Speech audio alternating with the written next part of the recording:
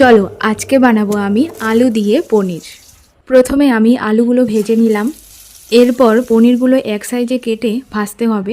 তো ভাজার জন্য আমি এখানে তেলে লবণ আর হলুদ দিয়ে দিলাম, তারপর লাল লাল করে একটু পনিরগুলো ভাজতে হবে।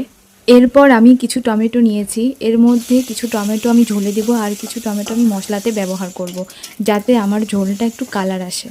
আমি মশলার জন্য নিয়েছি আদা আর লঙ্কা, যেহেতু নিরামিষ হবে। এরপর লাগবে একটু গোটা জিরা, গোটা লঙ্কা আর একটা তেজপাতা। তারপর আমরা মশলাটা দিয়ে দিব।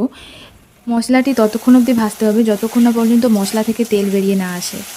এরপর স্বাদ মতো লবণ, হলুদ আর একটু জিরার গুঁড়ো দিয়ে দিলাম। এরপর আমি মাপ মতো জল দিয়ে দিব, যাতে আলু আর টমেটোগুলো সেদ্ধ হয়ে যায়। তারপর ভেজে রাখা পনিরগুলোও দিয়ে দিব। শেষে একটু চিনি দিয়ে দিব স্বাদ মতো, যাতে স্বাদটা ঠিক থাকে। এরপর দেখো কি সুন্দর কালার চলে আসছে। এইভাবে তোমরাও বাড়িতে রান্না করতে পারো।